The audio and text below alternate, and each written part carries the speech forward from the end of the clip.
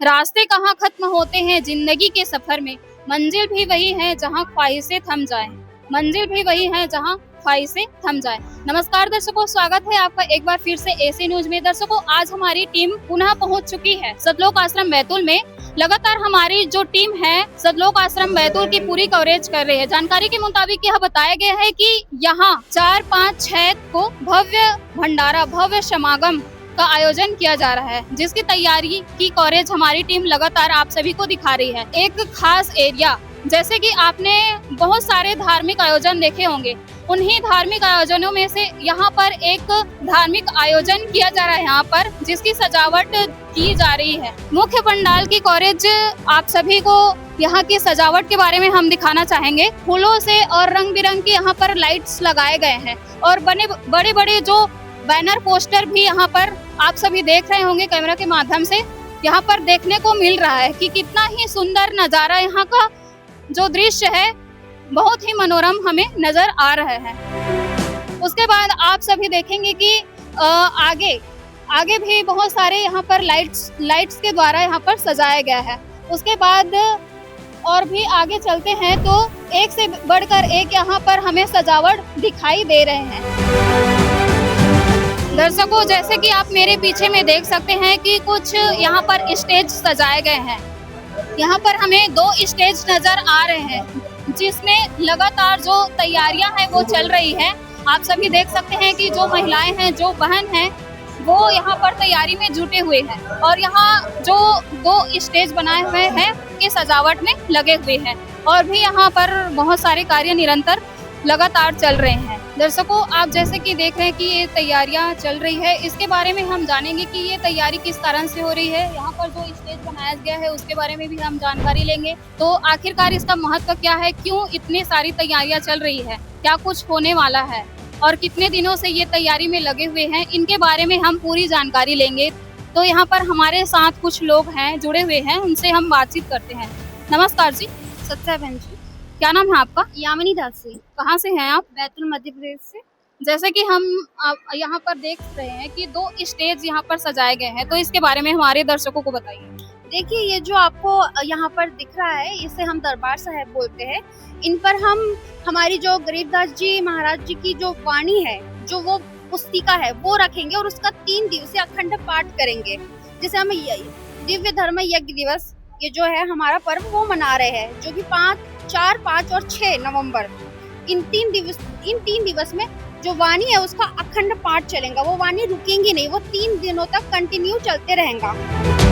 ये जो तैयारी अभी लगातार जुटे हुए हैं, तो ये लगभग कब तक पूर्ण हो जाएंगी?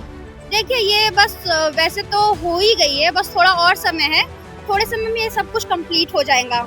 और ये कब से स्टार्ट हुई है, कब से लोग लगे हुए हैं तैयारी में?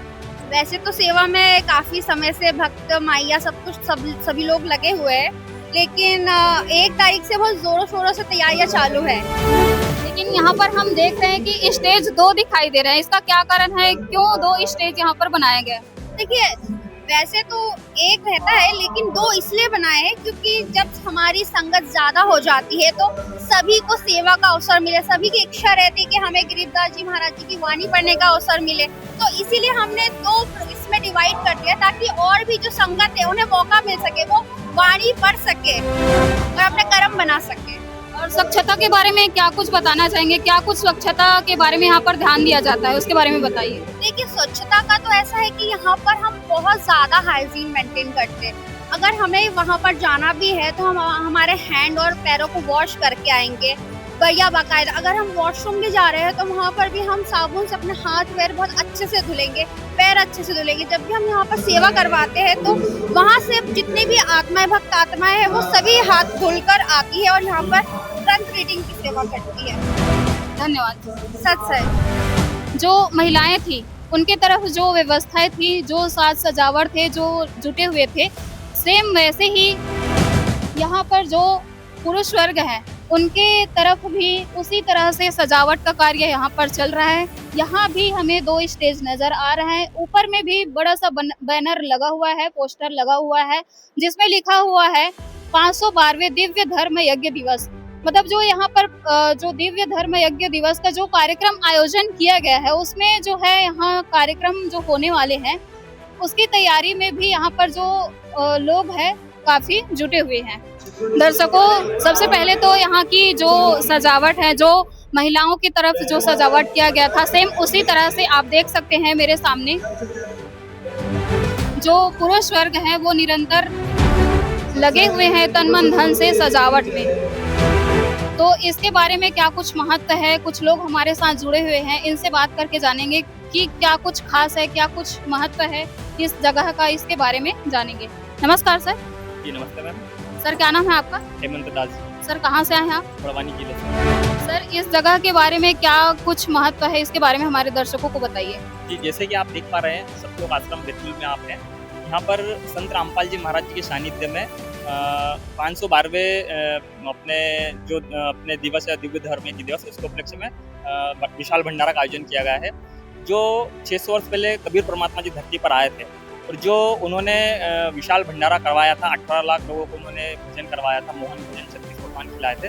वही भंडारा जो आज उसके उपलक्ष्य में संत रामपाल जी महाराज जी के द्वारा पूरे भारत देश के 12-13 आश्रमों, साथ में नेपाल में एक आश्रम है, वहाँ पर इस प्रोग्राम का आयोजन होता है, सभी आश्रमों में एक साथ होता है। सर यहाँ जो हमें सजावट दिख रही है, 2 मंच दिख रहे हैं, तो यहाँ पर क्या क्या होगा इसके बारे में बताइए। जी यहाँ पर जैसे कि आप देख पा रहे हैं, ये जो दोनों दरबार साहिब लगे हैं, यहाँ पर संत गरीबदास जी महाराज जी की जो अमर वाणी है उसका अखंड पाठ चलेगा 3 दिन का, और 3 दिन का भंडारा भी होगा। ये उस पाठ की सारी तैयारियां चल रही हैं। ये कब तक लगभग पूर्ण हो जाएगी तैयारी? ये 4, 5 और 6 नवंबर 2025 तक चलेगा, 3 दिन का अखंड पाठ चलेगा। अभी जैसे कि हम देख रहे हैं जो तैयारी में लगे हुए हैं लोग, तो ये तैयारी लगभग कब तक पूर्ण हो जाएगी?